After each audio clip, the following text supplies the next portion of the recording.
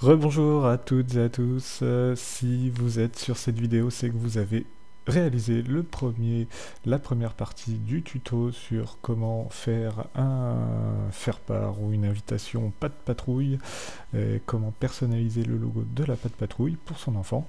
Et si vous venez juste d'atterrir sur cette vidéo grâce à l'algorithme surpuissant de YouTube, et ben vous êtes au bon endroit, mais je vous invite quand même à cliquer en haut à droite sur la petite fenêtre qui vous amène vers la première partie de ce tuto si vous voulez continuer et comprendre la suite de cette vidéo. On se retrouve tout de suite devant mon écran après la petite introduction.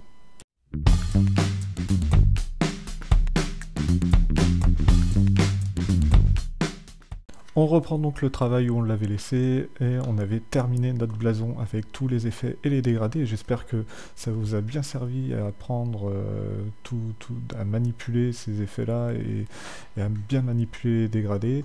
Et donc là maintenant on va continuer à faire le logo. On va donc faire dans un premier temps le petit os, le petit nonos où il y a marqué Patrol et les petits rivets. Donc ça vous allez voir c'est plutôt assez rapide à faire.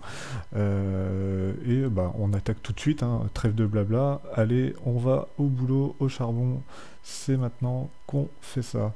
Donc pour tracer le petit nonos, on va utiliser l'outil de forme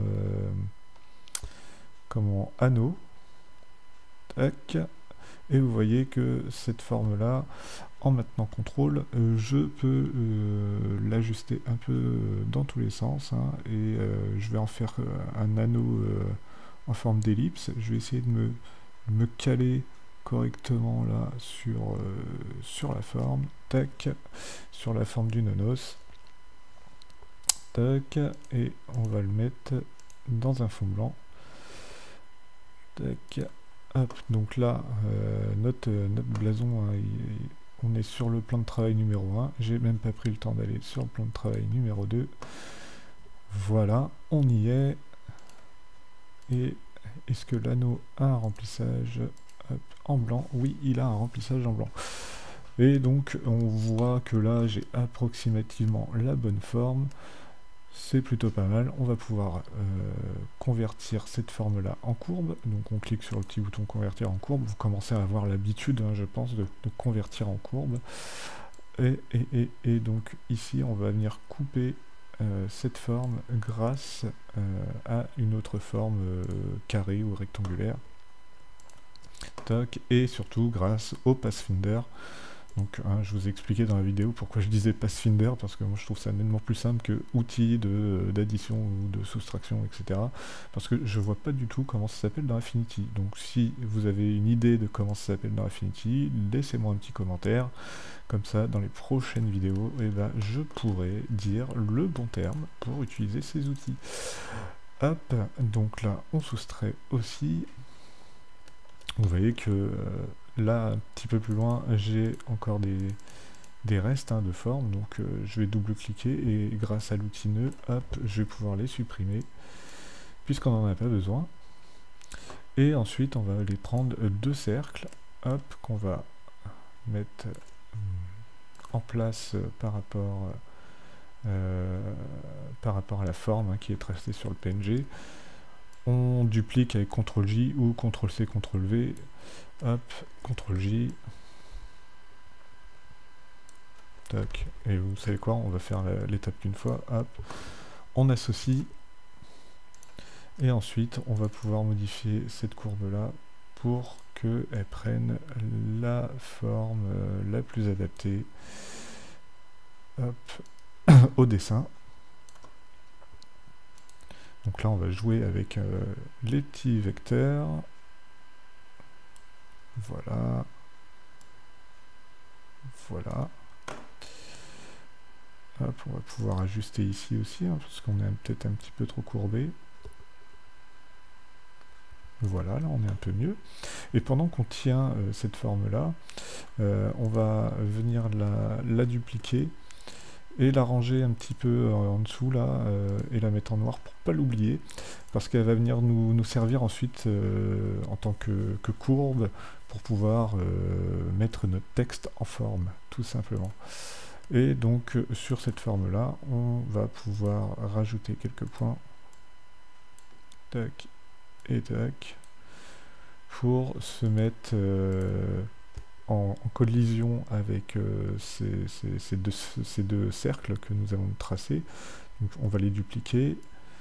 Hop, on va les passer de l'autre côté en maintenant Shift pour que ça soit toujours contraint par rapport à notre direction horizontale.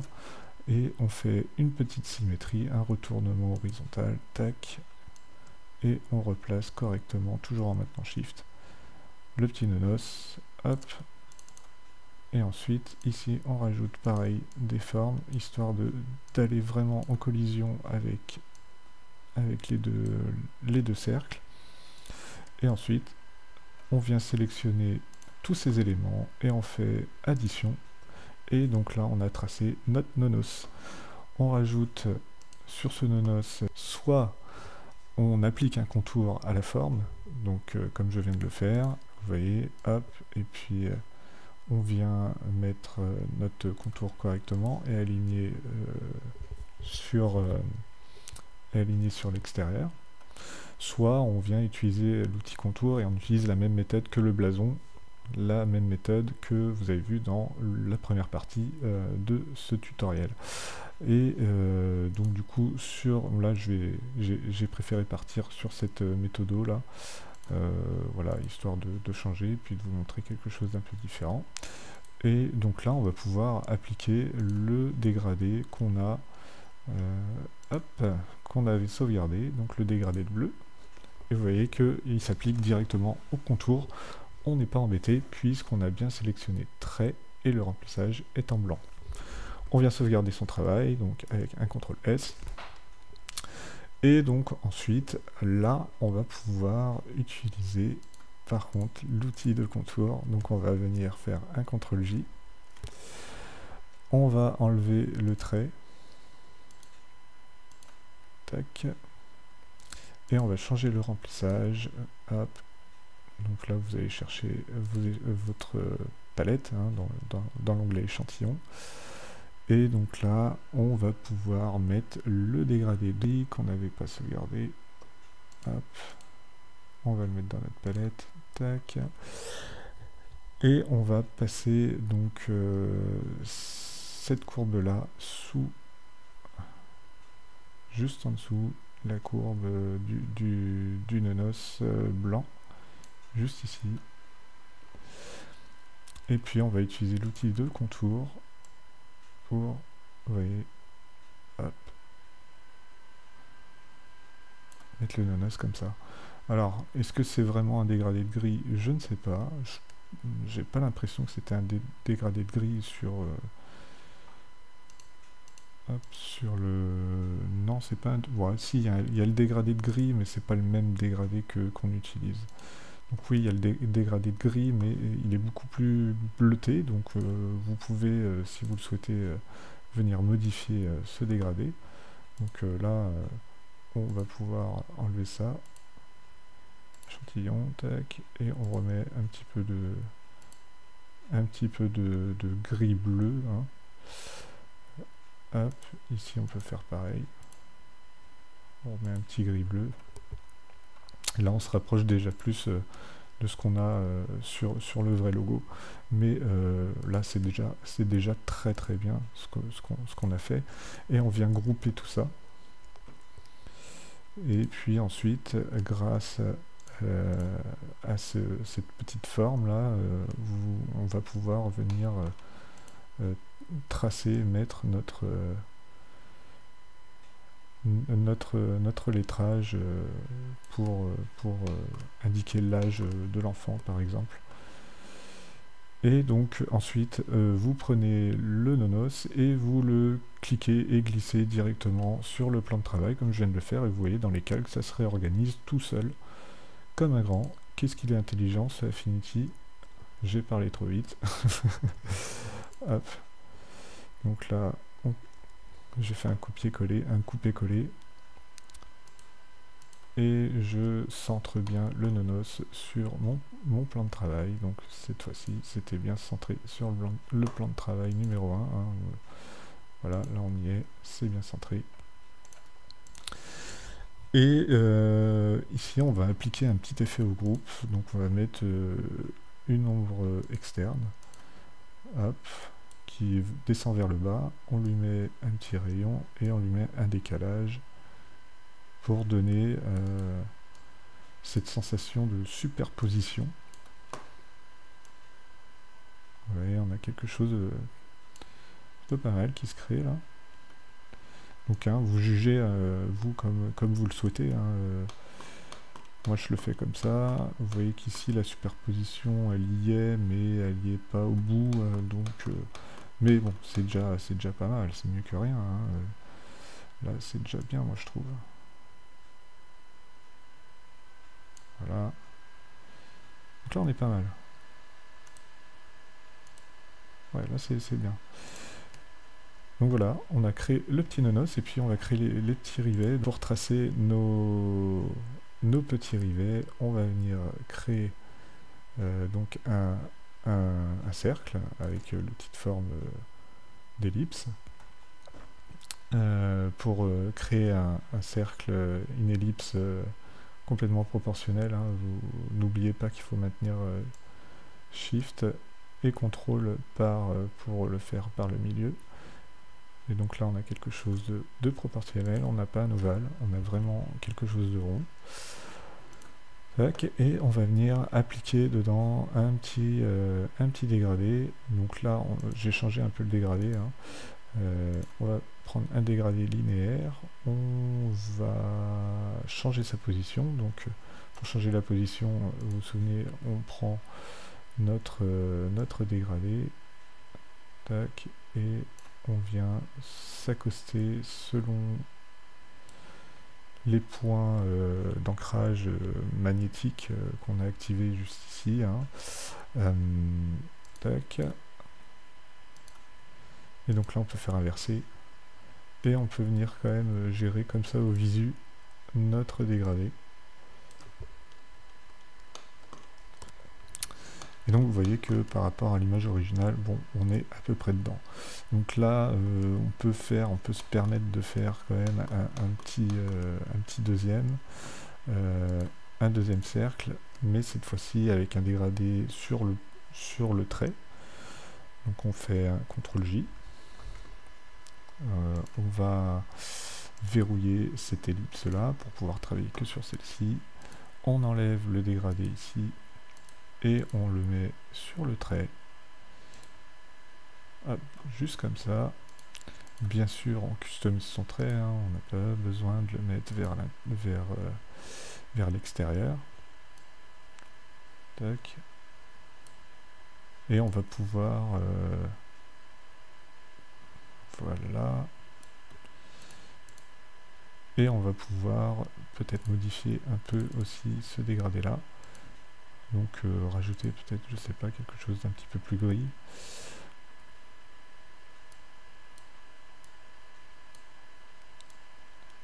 Hop.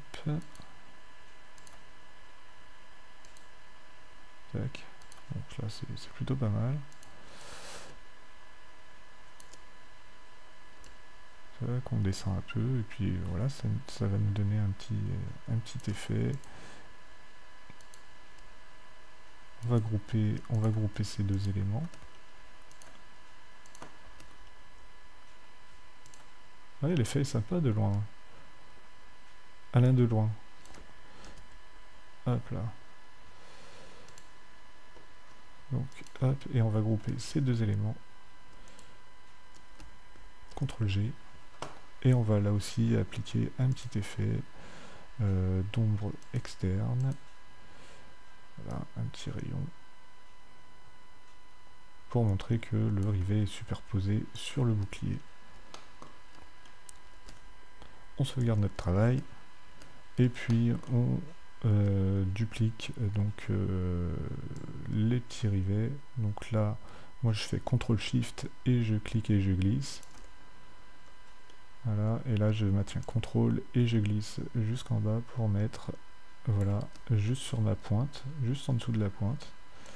Donc n'hésitez pas à zoomer pour avoir un petit peu plus de précision. Et pourquoi pas centrer sur le plan de travail, même si on voit que la pointe en fait n'est pas réellement centrée. Donc essayez d'ajuster à la mano hein, si vous le voulez. Et donc là, vos rivets sont faits. Vous voyez, donc là, ça prend vraiment forme. Et donc là, on va arriver sur la dernière étape hein, de ce tutoriel, qui est le dessin des lettrages. Donc le dessin des lettrages, je vais vous expliquer un peu l'histoire. Sur Internet, on trouve beaucoup de... Bon, on trouve quand même dans nos recherches, quand on recherche la police pas de patrouille, on va tomber sur Dafont et une police gratuite que je trouve n'était pas spécialement adaptée à Pas de Patrouille. Donc j'ai décidé d'en rechercher une autre sur Creative Fabrica. Je vais vous laisser le lien, ça va être une police payante. Je vous laisse le lien en description avec mon lien affilié. En toute transparence, je vous le dis, moi ça me permet de toucher quelques sous, c'est quelques centimes. Pour être honnête, c'est environ 30 centimes par abonnement si vous vous abonnez à Creative Fabrica avec mon lien d'affilié. Donc voilà, moi ça me permet de racheter une petite typo de temps en temps, mais ça ne va pas me faire vivre de YouTube très clairement et de ces formations gratuites. Donc si vous voulez m'encourager, vous pouvez passer par le lien affilié pour récupérer la typo que je vais utiliser pour faire l'effet pas de patrouille, donc le POW. Et par contre, la typo que nous allons utiliser pour faire le patrol, enfin pour écrire comme le patrol, on va utiliser une typo gratuite disponible sur FontSquirrel.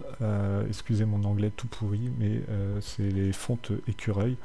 Donc là, c'est un site où vous avez des typos 100% libres d'usage commercial. Et donc ça, c'est aussi une ressource qui est très intéressante, que si vous ne connaissez pas, vous avez appris grâce à moi. Donc c'est parti, on va pouvoir tracer donc notre petit lettrage pour indiquer l'âge de votre enfant. Donc CTRL J, hop là, pardon, CTRL V. Tac, donc on est bien sur le plan de travail numéro 1. J'ai oublié de grouper tous mes rivets là. N'hésitez pas à être organisé, soyez pas aussi bordélique que moi. Donc vous tapez rivet, tac. Hop, et ici vous tapez os, comme ça vous êtes bien organisé, vous savez ce que c'est. Vous sauvegardez. Et donc on va utiliser cette petite forme là pour pouvoir mettre le nom de votre enfant, le nom, l'âge de votre enfant ou autre chose. Hein. Vous pouvez le personnaliser comme vous voulez. Donc là, c'est dans le cadre d'un anniversaire. Donc moi, je vais mettre un âge. Hop. Donc ça va correspondre voilà, aux âges des fans de Pas de Patrouille, de 4 à peut-être 9, 10 ans, je sais pas. Hein, peut-être quoique maintenant ça évolue très vite à 10 ans. Maintenant, à 10 ans, on est déjà à Pokémon, hein, je crois. Donc voilà, dites-moi si je suis has-been, je sais pas. Petit moment de solitude. Du coup, hop, on va pouvoir, vous voyez, convertir ceci, non pas en courbe, mais enlever donc le remplissage et mettre un trait, quand même pour savoir où est-ce qu'on en est. Et ensuite on va choisir l'outil de texte artistique et on va venir, vous voyez, mettre notre curseur sur la courbe et vous voyez que notre petit curseur se transforme en T avec une petite vague. Ça veut dire que vous allez être sur la vague et donc là vous allez pouvoir taper hop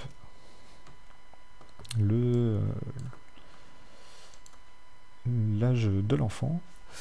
Et ensuite vous allez changer de typo, et donc là moi la typo que j'ai trouvée qui était la plus adaptée, c'était la Chunk 5, qui ressemble pour moi le plus à ce qu'on a sur le titre, le logo Pas de Patrouille. Donc je suis parti sur la Chunk 5, et si vous voulez bien ajuster et que ça soit bien au milieu, vous voyez, il faut que vous preniez donc les petites poignées, donc vertes et rouges que vous voyez sur les côtés. Et donc là, vous pouvez venir ajuster tout le long de la courbe votre texte. Et donc, vous grossissez le texte, bien sûr. Tac. Et si vous estimez que ce n'est pas l'idéal, comme ça vous ajustez aussi votre courbe dans l'espace. Et donc là vous avez déjà tracé vous avez déjà écrit en courbe l'âge de votre enfant ou de l'enfant ou de la personne à qui vous voulez offrir cette invitation, pour qui est faite cette invitation plutôt. Tac. Et vous pouvez toujours, vous voyez, ajuster la courbe pour donner un effet un petit peu plus accentué. Et donc là, au lieu d'appliquer une couleur, on va venir appliquer un dégradé. Vous avez vu que le dégradé pas de patrouille de Patrol est un peu différent des autres dégradés, donc là on va être obligé de recréer un autre dégradé, hein. C'est vraiment un tuto qui est basé sur les dégradés en fait au final, d'où l'intérêt de le faire. Hop.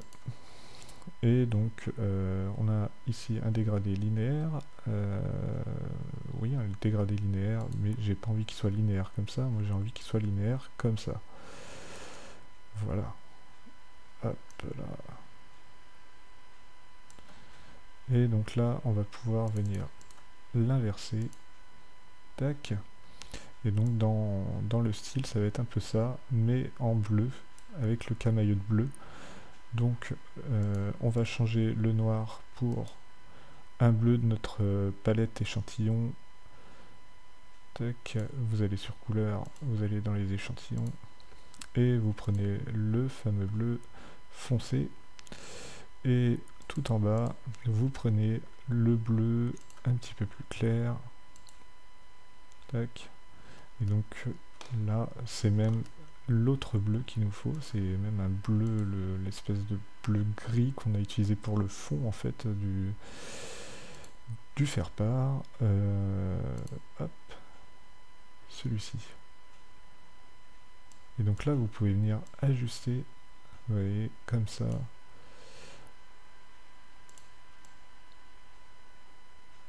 Je conseille même d'en rajouter.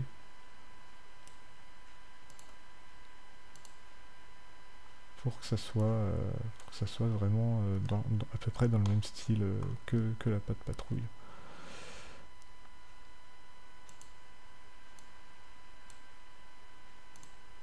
On va peut-être le supprimer, on va voir. Voilà, ouais, là c'est quand même un peu mieux. Là on est vraiment dans le style patte patrouille. C'est pas mal. C'est pas mal, c'est pas mal. Ok, donc là on est bien.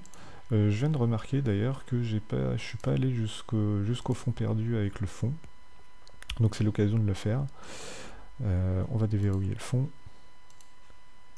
Tac. Et on va mettre notre carré là de fond un petit peu plus loin. Ouais, comme ça au moins on est sûr que ça sera bien coupé comme il faut si on fait imprimer chez un imprimeur. Mais je vais vous montrer qu'on va pouvoir à la fin préparer comme on veut notre feuille d'impression et le faire à la maison. C'est quand même mieux. Donc là on sauvegarde, les 5 ans c'est fait. On va pouvoir là aussi appliquer donc au texte un petit effet. Donc là on va prendre approximativement le même effet qu'on a mis hein, sur l'os, donc l'ombre externe. Donc on se place bien sur le calque texte, on va sur ombre externe, hop, on descend à 270, on met un rayon, on met un décalage, et là on ajuste hein, comme on veut. Voilà, l'opacité est peut-être augmentée. Et on va pouvoir aussi appliquer un petit contour supplémentaire avec un petit rayon. Tac, et on va le mettre en blanc. Voilà, fermé. Et donc là on a quelque chose qui se rapproche, hein, qui fait vraiment penser à la patte patrouille. Et vous voyez même que là le bleu est un petit peu plus bleu police que bleu vraiment roi là comme j'ai. Donc j'ai presque envie de changer encore un peu le dégradé. Hop. et passer sur un bleu un petit peu plus punchy, je dirais. Ouais. Un petit peu plus de magenta dedans. Hop, un petit peu moins de jaune. Ok, on va voir ce que ça donne là. Ouais, c'est pas mal.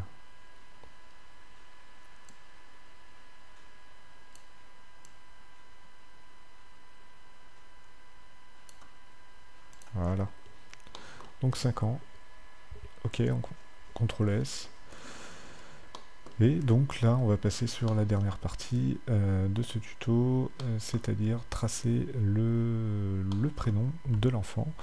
Donc là, j'ai pas de prénom qui me vient en tête pour l'instant, mais c'est pas le souci, puisque on va pouvoir tracer une ellipse, tac, qui va venir se caler à peu près sur la même courbe que le nonos.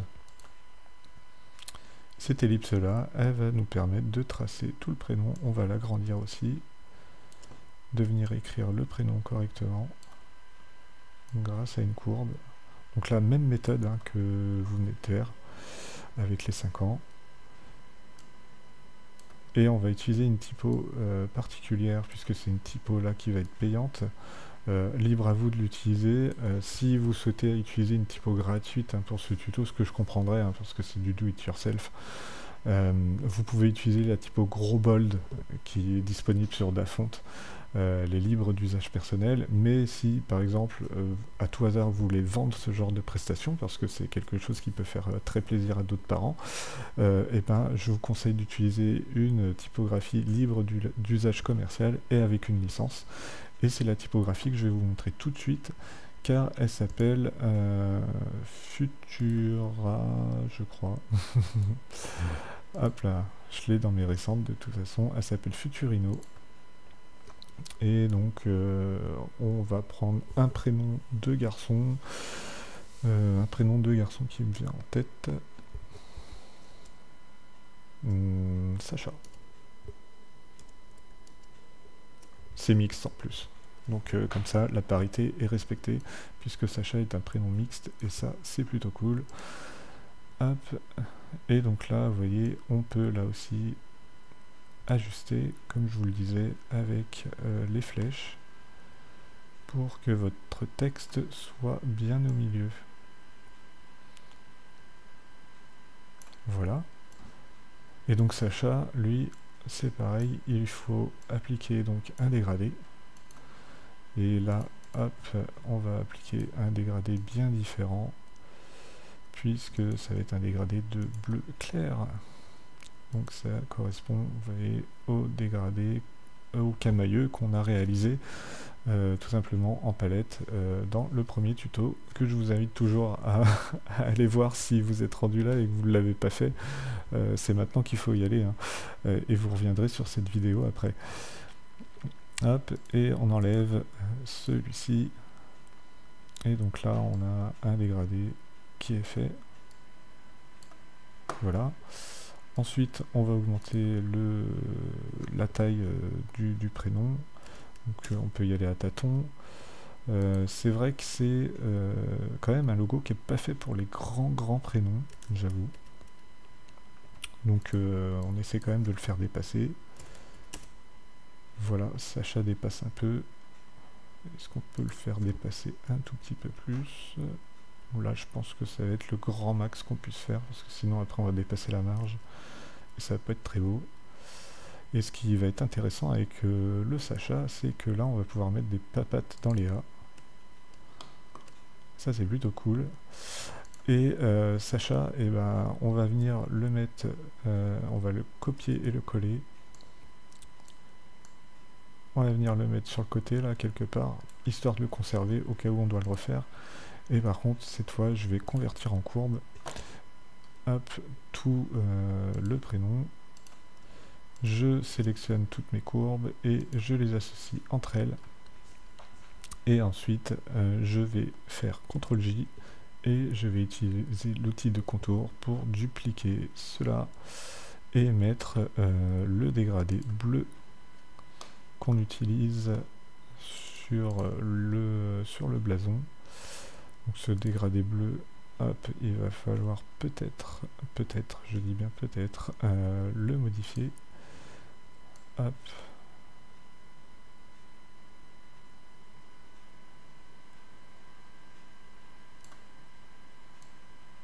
Donc déjà, on l'ajuste, hein, comme ça. Et ensuite, on utilise l'outil contour pour grossir ça. Et on passe derrière le Sacha. Allez hop, on passe derrière le Sacha en bleu clair. Alors ça c'est un des gros défauts qui me saoule dans Affinity Designer. C'est que, voilà, j'arrive pas à être précis avec ce truc là. Donc là, ok, le contour est peut-être un peu gros. Donc là, vous pouvez réajuster le rayon, hein. Voilà, il faut quand même qu'on laisse un tout petit peu de marge. Et on va venir appliquer un petit effet biseau, comme on a fait précédemment aussi sur le blason. Hop, F de X, FX plutôt, pour effet. On tape biseau, on clique sur biseau, hop, et puis ensuite on vient ajuster. Donc, comme on l'a dit auparavant, on le met en interne. Voilà. On peut l'atténuer, oui ou non. Pourquoi pas. Hop. On vient le mettre selon les coordonnées qu'on connaît. Donc là je le fais un peu au hasard. J'ai plus les chiffres en tête, hein, parce que si vous ne savez pas, je tourne la vidéo le lendemain de la première partie, donc du coup j'ai pas forcément les... Et on va venir appliquer un effet de biseau sur ces courbes là. Donc on va sur F de X, on clique sur biseau, on n'oublie pas de prendre le profil standard, on se met en interne, donc 5 ça sera suffisant, c'est pas mal, hein. Là on voit bien l'effet biseau. On n'est pas obligé d'avoir une superposition aussi accrue, donc on va mettre 35, c'est pas mal aussi. Et en position, qu'est-ce qu'on va mettre? On va se mettre à... Voilà, un petit peu au hasard, hein, mais 20, 21, 20, 20, 01. Bah ça rend pas mal. Ça rend pas mal, c'est plutôt sympa. C'est plutôt sympa comme tout. Ok, on fait fermer. Et on va dupliquer cette courbe. Cette courbe-ci. On fait CTRL-J. Donc on réutilise l'outil de contour. Tac. Et cette fois-ci, on va la mettre en jaune. Et on la passe, bien sûr, sous le bleu. Voilà. Et donc là, vous voyez que j'ai dupliqué et j'ai conservé l'effet. Donc j'ai pas à revenir forcément dans l'effet, même si je pense que ça peut être réajusté un petit peu mieux. Et déjà, on peut réajuster comme ça le jaune. Peut-être que ça, c'est pas mal comme ça. Et encore, ouais, c'est très bien là, c'est très bien. Et on va appliquer quand même un effet supplémentaire à ce lettrage jaune, c'est-à-dire qu'on va lui mettre une ombre externe, là aussi vers le bas, avec un rayon plus ou moins intense, un décalage, voilà, là aussi, hein, je tâtonne un peu, hop, mais, oh là là, qu'est-ce qui se passe? Donc on va lui appliquer un rayon et un effet, histoire de correspondre à peu près, hein, là encore, au logo de la patte patrouille. On va mettre une intensité un petit peu plus grande, voilà, un rayon à 40 à peu près, 39, on va mettre 40, un décalage qui peut être à 10, et là on a quelque chose de plutôt réussi, Je trouve ça pas mal. Donc Sacha, il a 5 ans. Voilà. Donc ça c'est fait, c'est plutôt cool, c'est plutôt pas mal. On va toucher quasiment à la fin de ce tuto. Il faut juste maintenant qu'on mette des petites papates avec un dégradé dans les A pour correspondre là carrément à un pas de patrouille. Donc on revient sur notre fond et puis bah, on vient sélectionner une des papates hein, sur le fond. Hop, on fait un CTRL-C. On peut quand même reprendre les trois Sacha ensemble.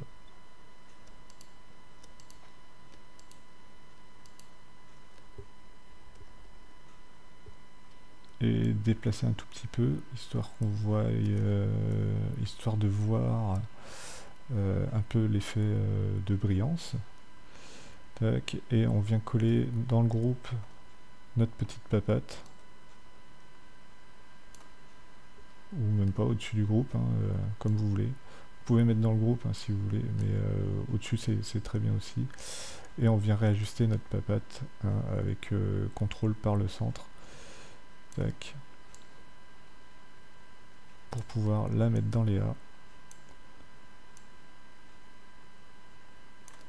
Ok.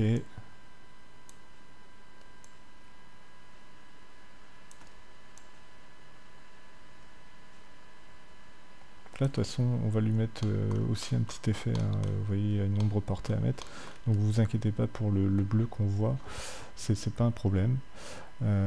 Et on va y mettre aussi un petit dégradé.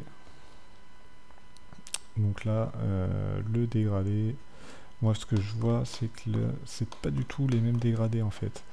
Donc là, il faut recréer encore un nouveau dégradé qu'on va venir appliquer dans chacun des éléments de la papate. Donc on prend l'outil dégradé.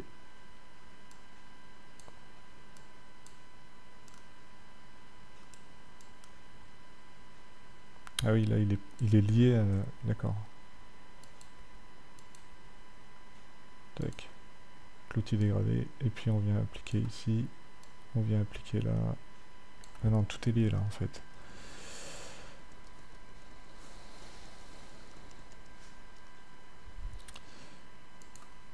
Et donc on va venir appliquer un dégradé, donc on a un nouveau dégradé à faire, donc là c'est un dégradé en ellipse, et on va devoir l'appliquer dans chacun des éléments, donc là on double-clique pour atterrir dans notre groupe, et on va venir utiliser l'outil de remplissage par dégradé. Tac. Et puis bah, on va mettre le fameux dégradé qu'il faut, je vois que c'était du gris, du blanc au milieu, du gris à la fin.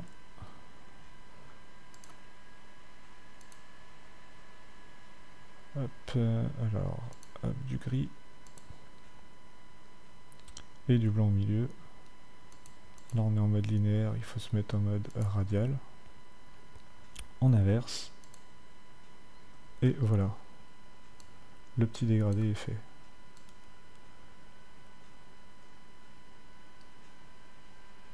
Donc là, c'est pas mal. Ce dégradé là, eh ben, il est très bien, donc on peut le mettre dans notre palette et puis on va venir l'appliquer à tout. Alors, on va venir l'appliquer un par un parce que j'ai bien peur que ça me fasse des bêtises ou pas, je sais pas, je pense qu'on peut... Voilà, c'est bien ce que je me disais. Donc il faut faire un par un. Ça c'est quand même un petit peu embêtant.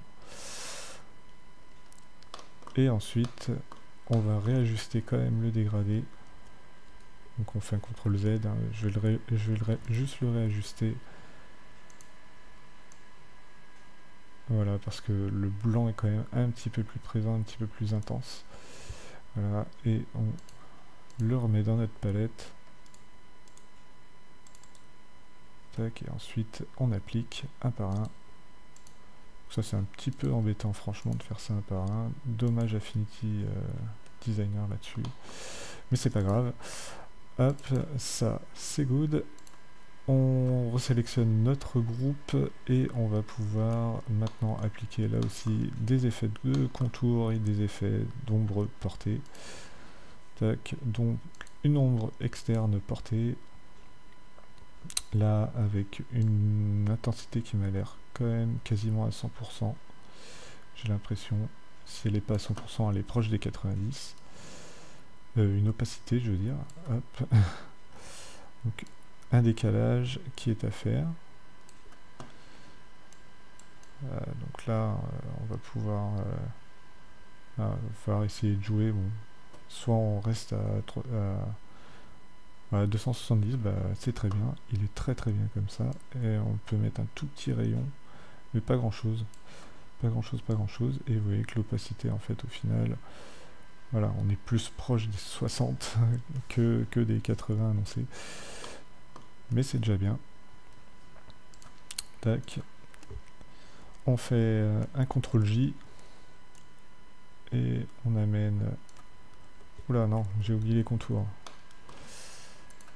Donc ensuite, on applique des effets de contour blancs sur notre groupe. Donc là, pareil, le rayon plus ou moins gros, plus ou moins intense. À vous de juger, hein, comme vous le souhaitez. Voilà. Moi, perso, je mettrai 1 pixel. Je pense que c'est pas mal. Ouais, encore un petit peu plus. Peut-être 1,5. Hop. Moi, perso, je mettrai 1,5. Voilà. Donc ça, c'est fait. Et ensuite, on fait un CTRL-J et on vient dupliquer donc, la petite papate pour mettre dans l'autre A.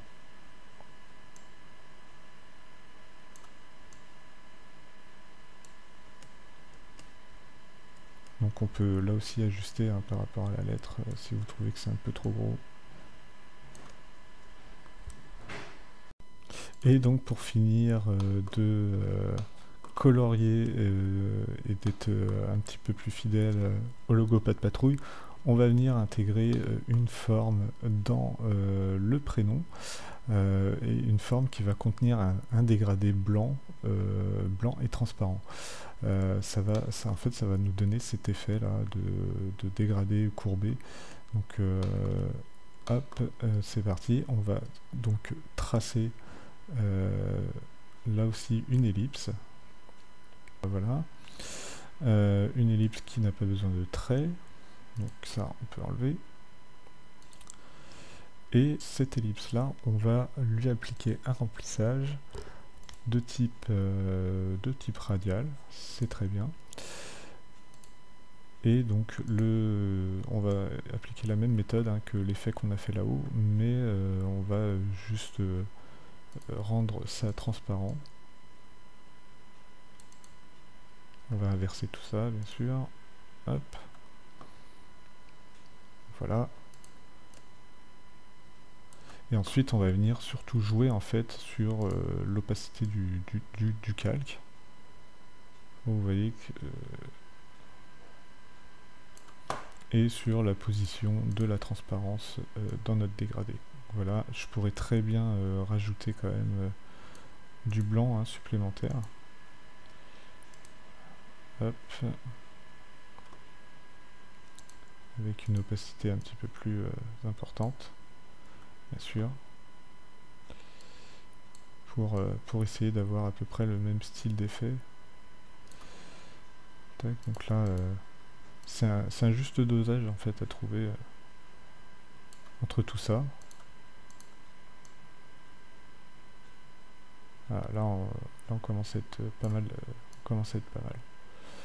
Ah, là, on a quelque chose qui est pas mal. Et donc, cette forme, cette ellipse, on va venir la glisser dans notre groupe Sacha. Et on va glisser ça dans les courbes. Voilà. Comme ça, pas besoin de couper, de faire quelconque découpe. Ça vient se masquer automatiquement dedans.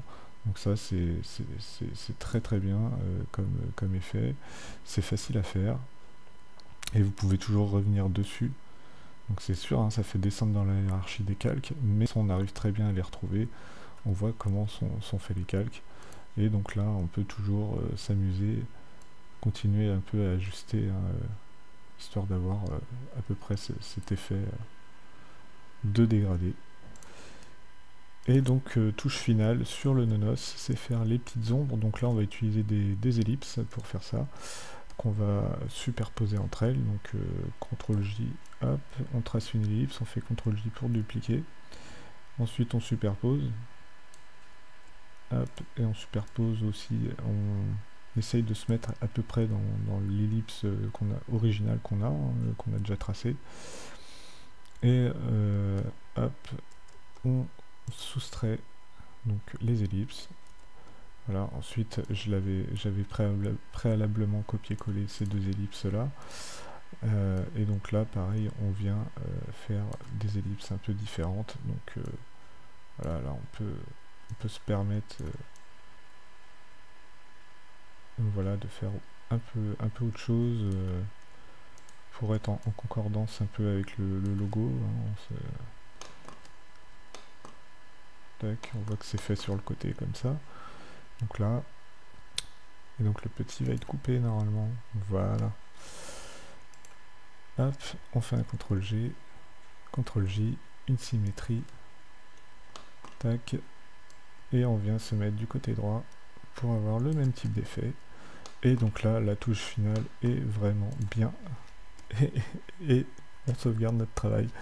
Et donc là, vous avez réellement terminé le logo de la Pat' Patrouille. Et donc là, on arrive quasiment à la fin du tuto.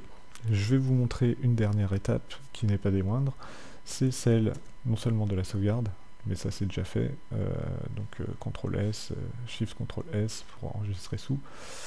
Et on va aussi exporter, donc CTRL Alt Maj S en PDF pour donc inclure le fond perdu. On va exporter seulement notre plan de travail numéro 1. Et en cliquant dans plus, on va venir exporter donc les repères d'impression et là les repères de coupe. Et en fait ça va vous servir vraiment à découper selon le bon format.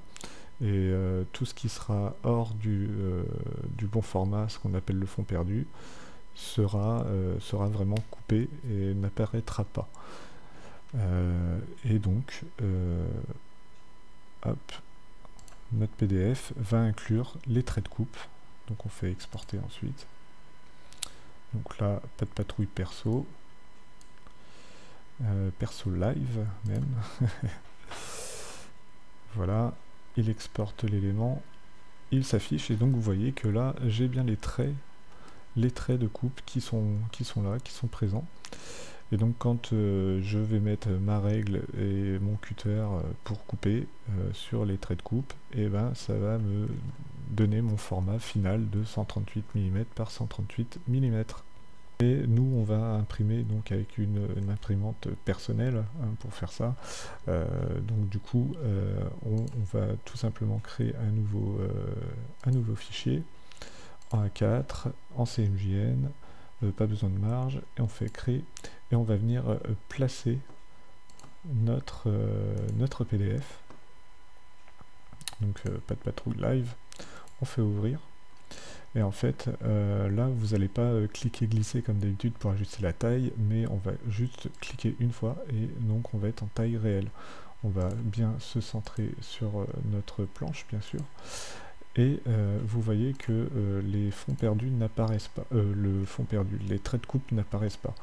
Donc pour cela, vous allez sur la petite zone de page là et vous cliquez sur la case Trimbox pour hop là, pour mettre l'affichage en contenu maximal. Donc là, vos traits de coupe sont apparus et donc à l'impression, vous allez voir ces traits et quand vous allez couper le long de ces traits, ça va vous couper donc votre invitation au format désiré 138 par 138. Voilà, c'en est tout pour ce tuto. Je vais vous mettre en post-production quelques photos hein, de ce que ça donne dans la réalité. Je vous remercie grandement d'avoir passé tout ce temps avec moi et de m'avoir choisi pour apprendre Affinity Designer. Et en attendant, je vous souhaite un très bon apprentissage. N'oubliez pas de liker la vidéo et de commenter la vidéo.